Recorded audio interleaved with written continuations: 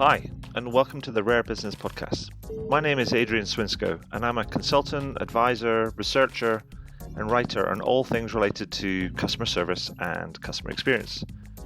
Through this podcast, I seek out and interview CEOs, entrepreneurs, business and tech leaders, and leading thinkers about what it takes to build organizations that produce better outcomes for both customers and employees in this fast-moving modern age that we live in. If this is your first time listening to one of these interviews, then welcome, and please do dive into the archives at adrianswinsco.com, as I've now completed over 250 of these interviews in the last few years. If this is not your first time listening, then thank you for returning, and I'll aim to do a good enough job to keep you coming back week after week. Anyway, that's enough from me right now. Let's get into the interview.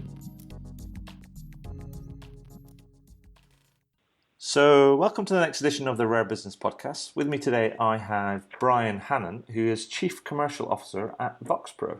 Hi, Brian. How are you doing? Good, Adrian. Thank you. How are you? I am very well, sir. Very well.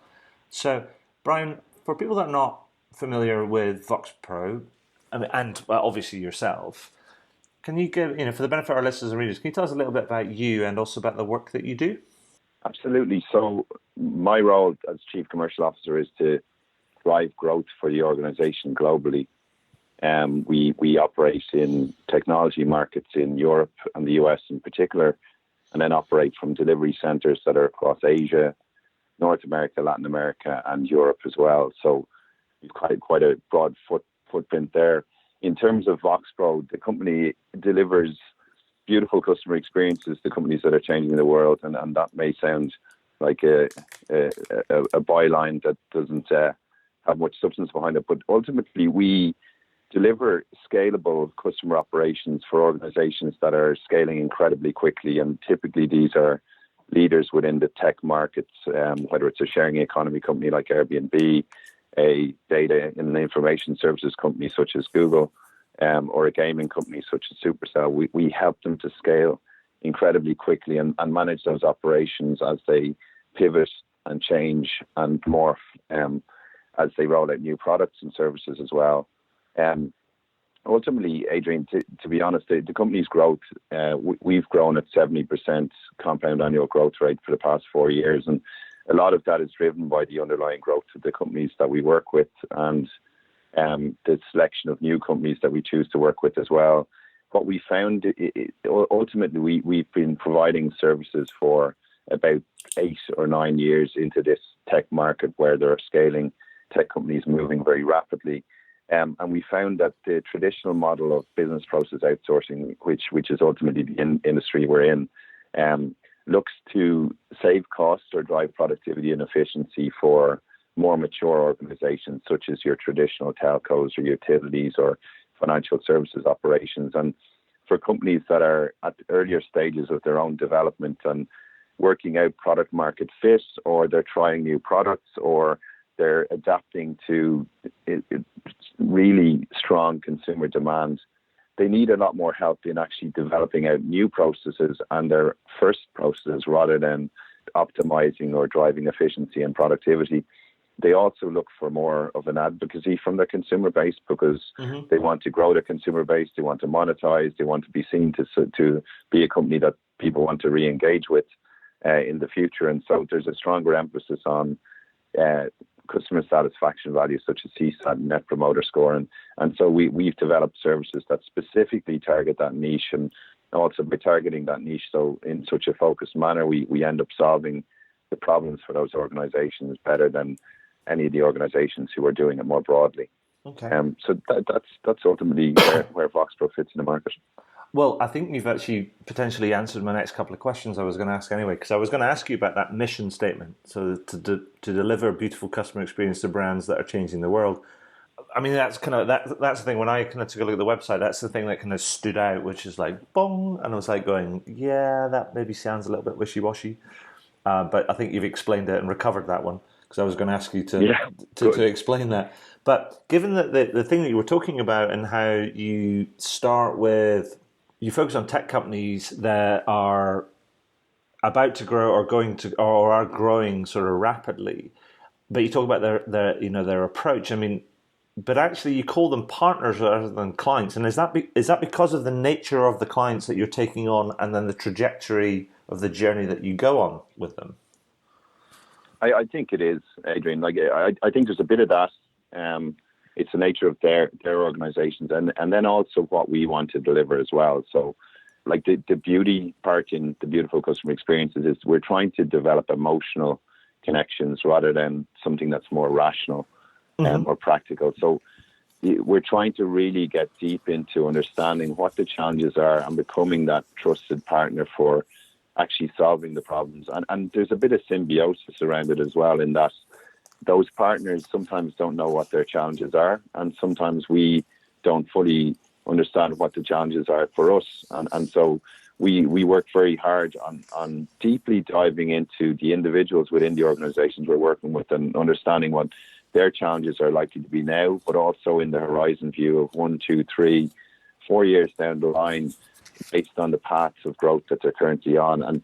And what I guess it's a complete difference from a buyer-supplier relationship where you have a really defined set of SLAs and you expect someone to deliver or over-deliver on those really defined SLAs. With these partners, if they define the SLAs today, it wouldn't make sense for solving their future problems, and will be too rigid to allow them to adapt to how, whether it's market demand or changes within their own organization, drives a dynamic and agile approach that they need to deliver. So we found that that's worked very well for us. It also, we've driven it right through our whole business model and go-to-market approach as well, in that we look for added value from each partner that we bring on board. So we are quite selective in terms of who we work with. Right. If we believe that partner that we're bringing on board would be dilutive to the value that we're adding to our set of partners now, we wouldn't actually work with them.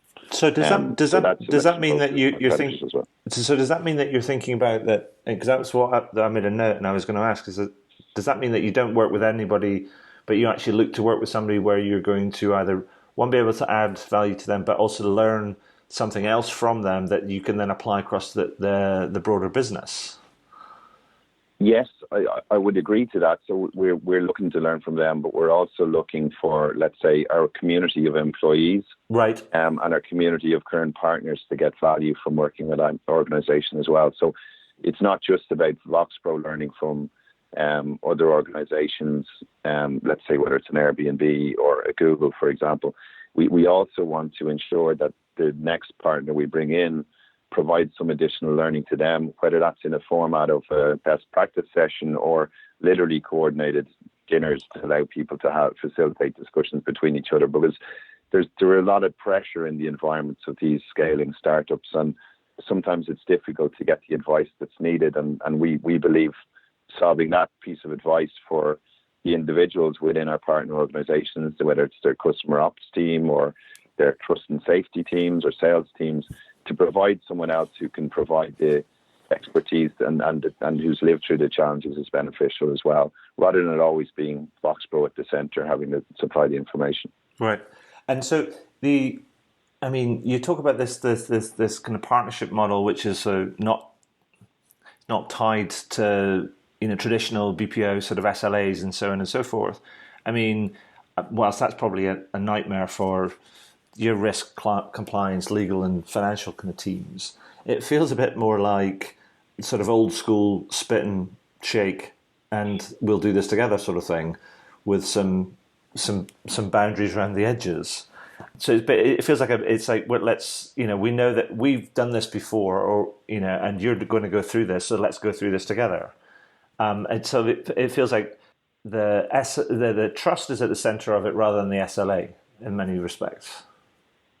Absolutely, yeah. Okay. And so it comes back to partners select us, but we also select them, and we use a mix of data and then look genuine relationships and feeling for how the relationships working through that process. And on the data side, we look at about 15 different variables of those organizations to see whether they qualify from a data perspective, but then it really comes down to the relationships. And if we hear people talking too much about cost and productivity in initial discussions when they're at an early stage in a startup, then we begin to worry about where their priorities really lie. Right. And we tend to qualify them out at that point. So now that I just wanted to change tack a little bit, and because you mentioned some of the, your amazing, I was about to say clients, but actually partners that you work with, and they include, people like Airbnb and Google. Is it Google and Nest, or Nest, which is now part of Google, and also SuperCell? Both of those, yeah. Okay, so Airbnb, Google, Nest, and SuperCell. I mean, to name a few. I mean, so let me ask you, because they're all very different firms, very tech-led, as you said. So Airbnb's in travel and hospitality. Google is Google. Nest is, is a connected home. SuperCell is into gaming. They're very different. But what have you learned from working from them, and how does their approach to service and experience differ, or does it not? It's a great point. I guess the starting part of that is all these companies are blitzscaling or have blitzscaled, and that's a term that was developed by Reid Hoffman, the founder of LinkedIn, and a group and out of the Bay Area. And it's this concept of scaling so quickly to seize market share and to become the leader within the market. And that speed and stealth and decision making is the critical factor in doing that, and it can't be done without considering that the process systems and people that you need in order to do that. So we actually adopted the blitzscaling approach ourselves. So okay. LinkedIn did it, Amazon did it, Facebook did it. And if you research blitzscaling, you can find a lot of very interesting articles about how it happened. And essentially we were about 800 employees back in 2015. So between then and now, so you're talking about 2.5 years, we've grown to well over 3,000, and we expect to be over 5,000 by the end of the year. So that's blitzscaling in a very real perspective. Okay, wow. What we realized, with that speed of growth, you need to be able to seize things when you sense them. So it's almost like a dynamic capabilities perspective, but we need to be incredibly agile. We need to be visionary in how we set the goals for our organizations and our people within them, so that we don't see limits where others might see limits. We're constantly trying to do things well beyond what would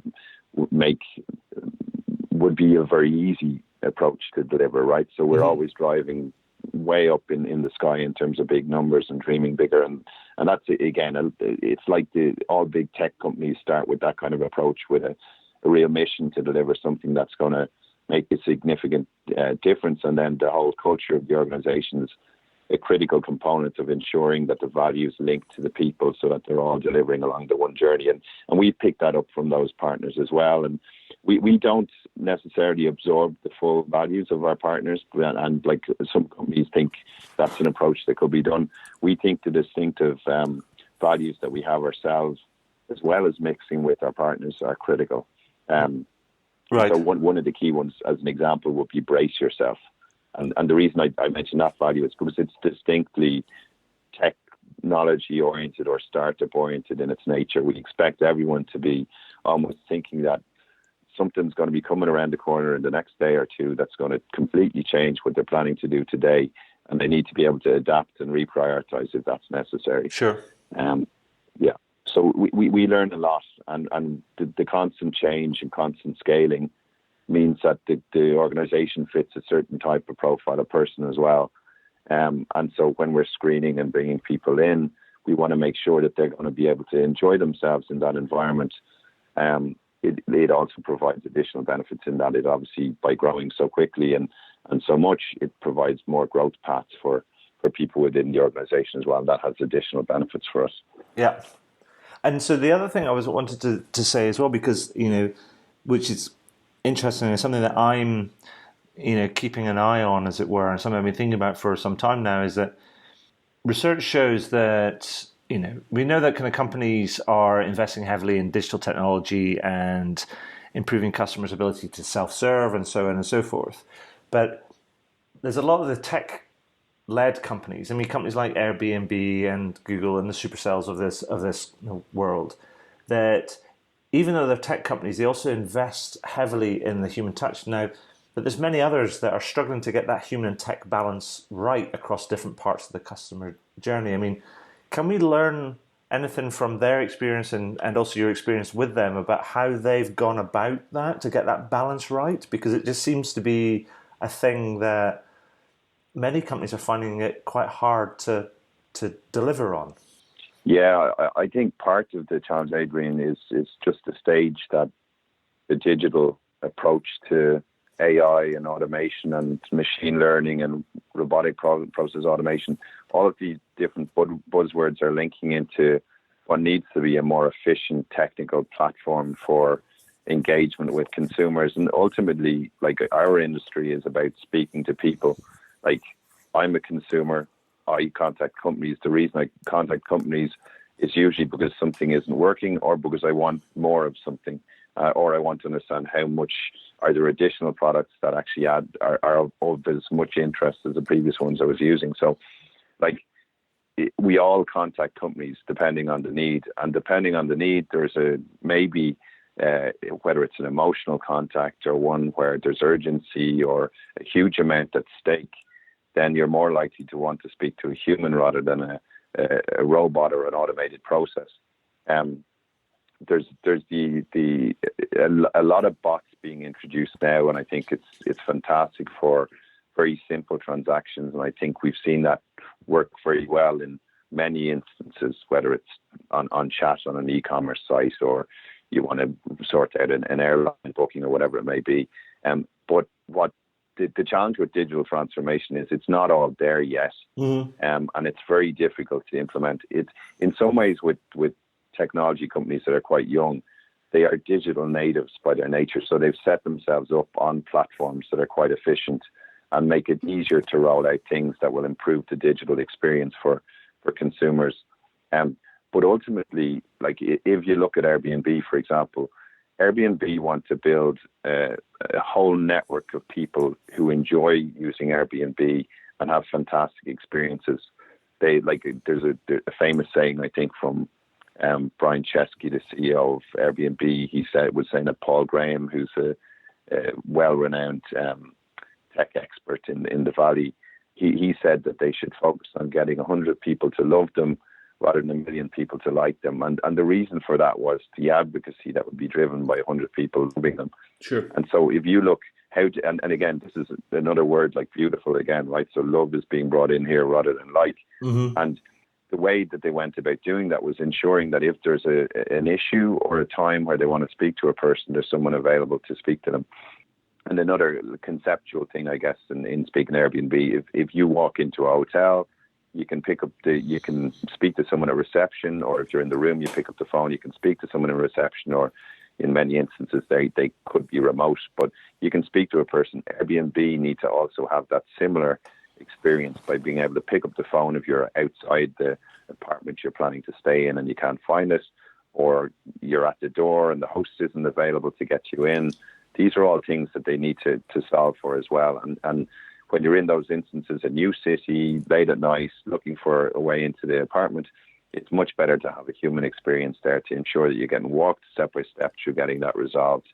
And all these other companies look at that. So they stratify different experiences, and they look at the customer journeys and where people will be in those journeys to determine where it's good to have a digital component now and maybe in the future, and where it's good to have a human component now and maybe in the future. And I think where we'll end up is a very robust augmentation of what we're currently doing now, but with more data provided by the digital experience. And that could be data which doesn't need a human interaction, or data that's being provided to an agent on the phone, for example, to feed back more valuable information to the consumer at that point. And so do you think that there's also an element of there's a strategic element in there as well, that some of these, as you call them, digitally native companies like the Airbnbs of the world, is that they have imagined what the end looks like, and therefore are working backwards from that, and some of the legacy firms find that a bit more difficult? I think legacy firms find it more difficult, I would agree, but I don't think that the companies that have started more recently realize where the end's going to come. I think they've just started with a more recent set of technology stack. Right. And so the reason I say that is because it comes back to the Blitzscaling concept. A lot of these organizations are starting off with an idea, and then they're pivoting based on customer demand into areas where they can get a bigger market or they solve the problem better. And that pivot may determine that they need to change technology or bring in new technology.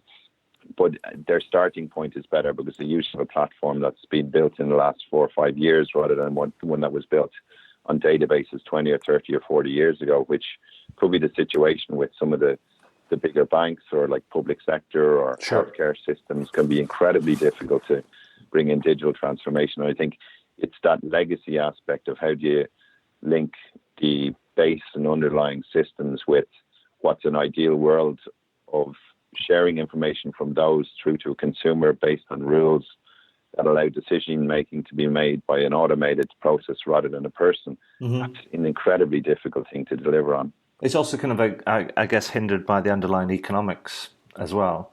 If you're a fast growth venture backed firm, then you can take on things, very different things, and you can than a more established firm can think about in terms of cash flow and hockey sticks and all that type of stuff. Their objectives are different. I mean, if you're tech led and VC funded, then it's all about growth. It's growth over profitability in the first instance, but actually, if you're a more traditional firm, it's profitability over growth in large part.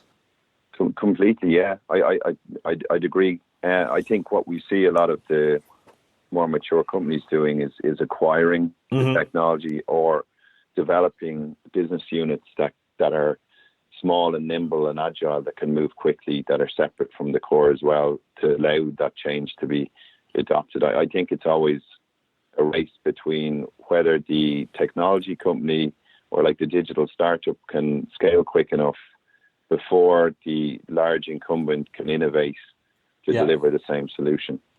And that's the trade-off. And I think we'll see some very interesting battles in that space in the finance world in particular, and healthcare in the coming 5 to 10 years. I think there are two big battlegrounds where we're starting to see things change, but we don't know who's going to win yet. Sure.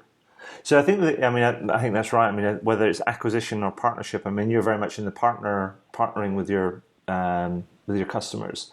But I guess when you think about that, whether it's you acquire or partner, what's also kind of interesting is how do you pass learnings back and forward? Because I guess your people are doing a lot of work for some of your partners, and how does that feedback process work from your, if you like, folks on the front line feeding back to your partners so they can learn from that and build it into their product roadmaps and so on and so forth? I mean, does that work like that, or how does that work?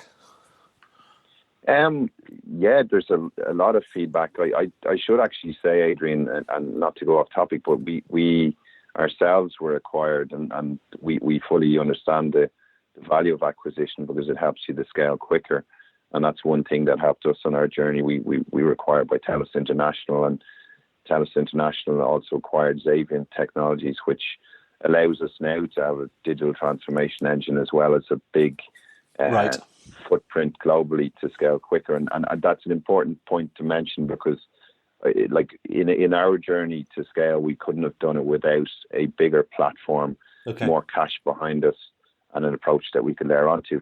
In terms of coming to the sharing of knowledge with and learnings with our partners, I think there's a few layers to that we work through. So at the actual consumer layer, we kind of have product quality insights teams with some of our partners who would find trends around particular conduct types that would be anomalies or stand out that would suggest that there's something that could be improved in the product. And those teams would then engage directly with the consumer and ask them to revisit how they came across the problem, and also how did they think that problem should be solved. And that process would then be documented and be fed back into our partners to say, this is the consumer experience that created the anomaly. In their words and their mindset, this is how that particular problem could have been solved. And then we apply like as Voxpro would apply our view as to how that could be solved, and it's fed back into the product team. So they're getting that information on the fly. So that would be done based on anomalies. Then also what we do is we have product teams visit our centers of excellence. So we're located very near to core tech hubs. So in Dublin and Ireland, for example, there are a lot of major tech companies based here, and also in Sacramento, just outside Sacramento in Folsom, California, we have an operation which is 2 hours from the Bay Area, specifically to allow our teams to visit our partners' operations and their teams to visit us. And so, for example, with Nest, they often have up to 15 or 20 of their product team visit us in our center of excellence for a full day. Right. And they sit side by side with the agents. They listen into what's actually happening.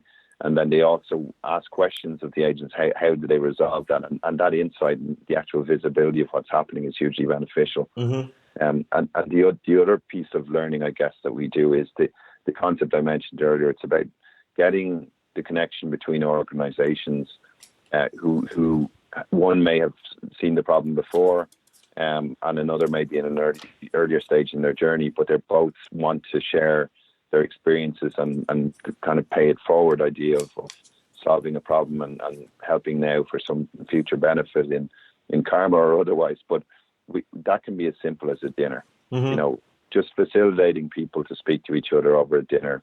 And we can be the people at the center of it because we're trying to facilitate that added benefit. But that may seem like a very basic thing, but it's hugely valuable for people who are like living in intense growth environments, and it gives them an outlet to actually discuss with someone who's been through it as well.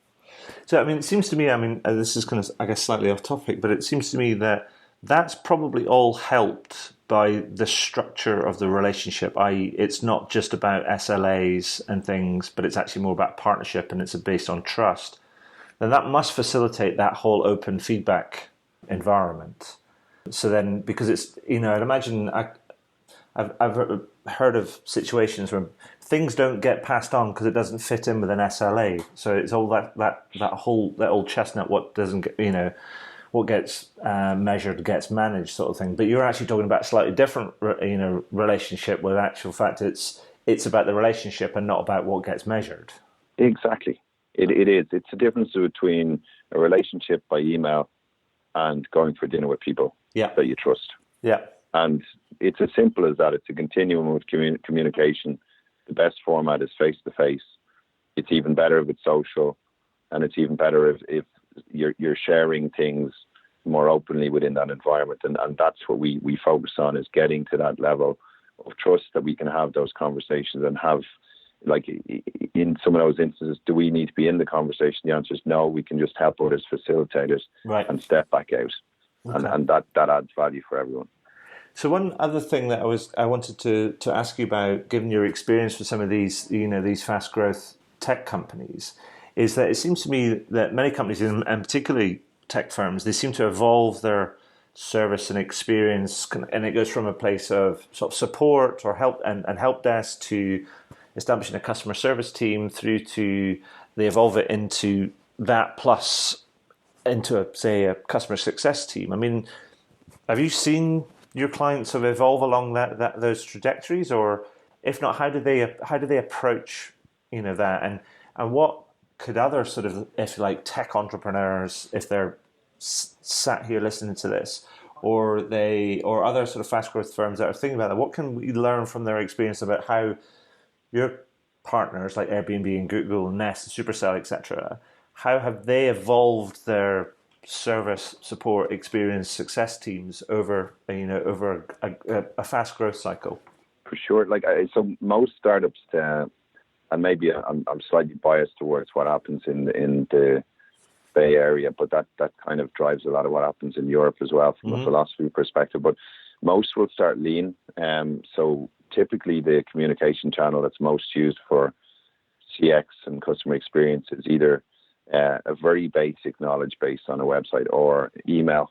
And email is used because it's cheaper at the earlier stages of an organization, because email typically, when you send an email, you don't expect it to be answered within 30 seconds, whereas a phone call could be completely different, or a chat could be different. So Sure. they start with email and then they evolve, and counterintuitively, actually, a lot of them then evolve to voice from email, because what voice does is it gives a lot more rich value in terms of what's actually happening with their product. So this is coming back to the ability to pivot and understand market demand and to get product quality insights into what's actually happening in the consumer mindset. So that's the reason voice is beneficial, as well as the ability to get a better advocacy measure from a voice contact. So email, voice, then it usually goes to chat, and then it evolves into whether it's a bot as the starting point for automation, and then omni-channel. But there's also a thing happening, not just the channel of communication.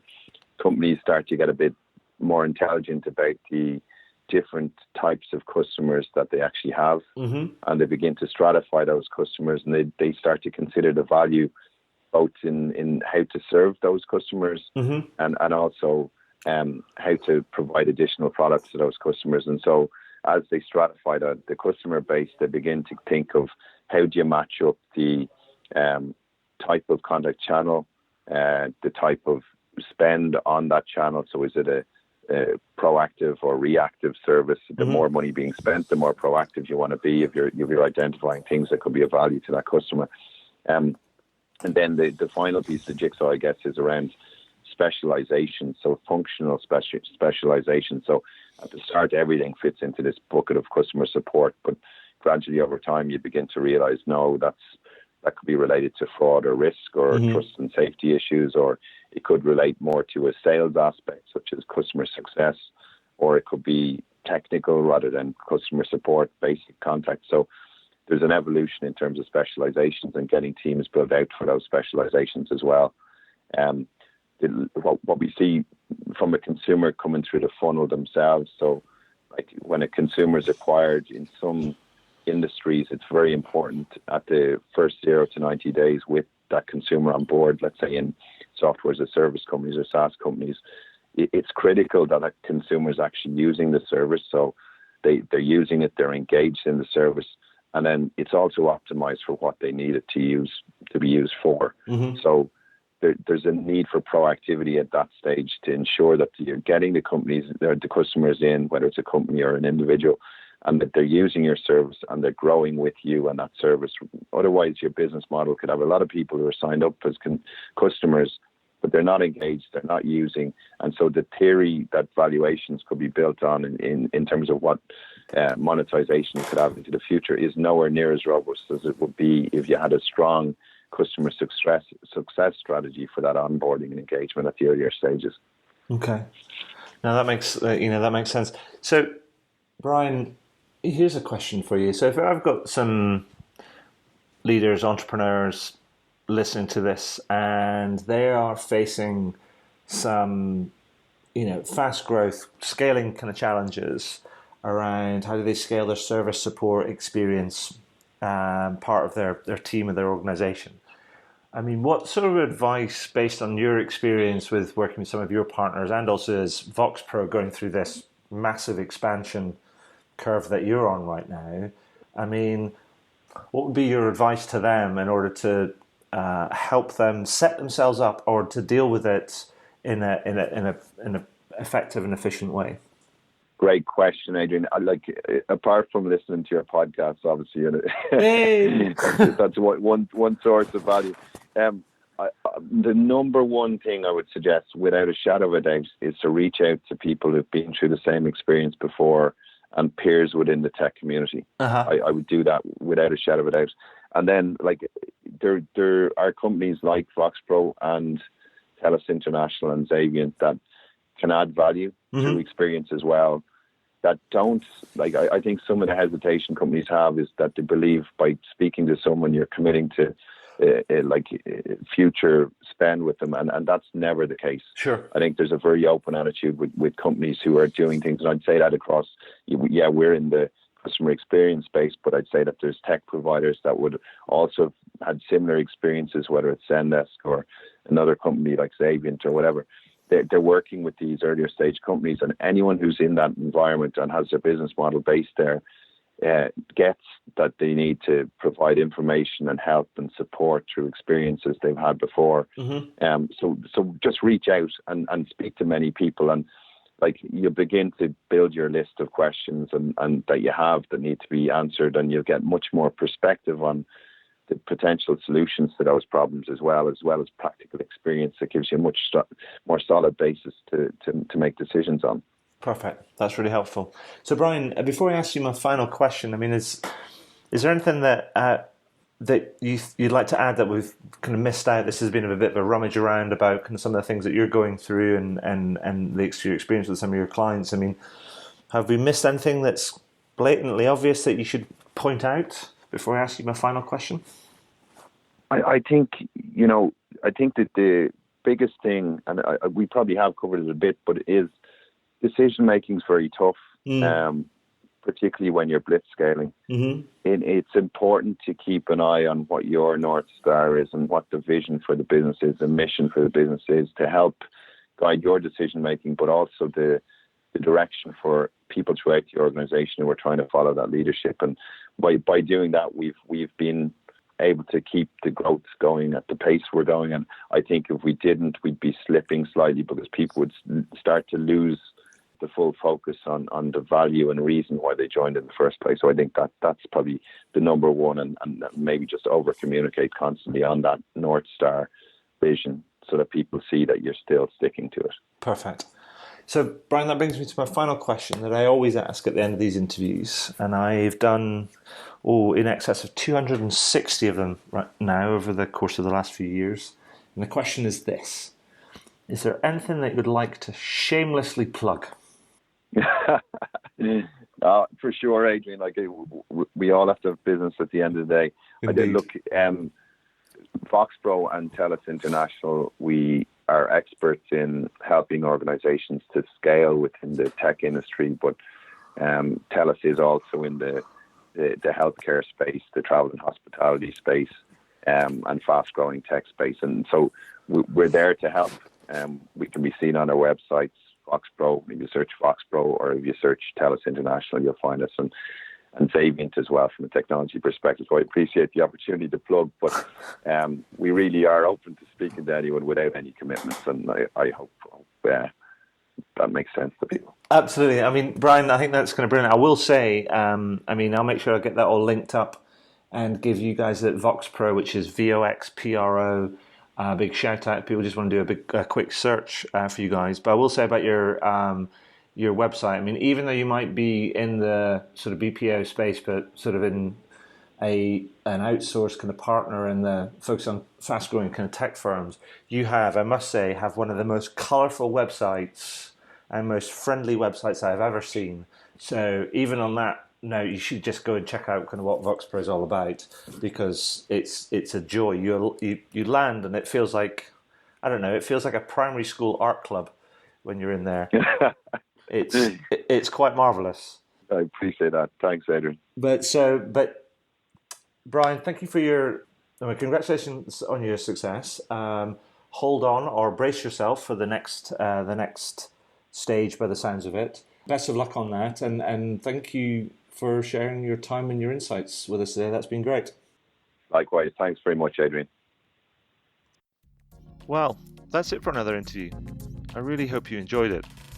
Now, every time I complete one of these interviews, I learn something new, and I try and incorporate that new learning into my writing, my speaking, my workshops, and the consulting that I do for my clients. If you're interested, you can find out more about how I work with clients over at adrianswimsko.com. But one final thing before I go, please consider heading over to iTunes or whichever podcast platform you choose to use, and do leave a review. Every little helps, as they say. Anyway, that's all for now. Thank you for listening, and do listen in again. All the very best.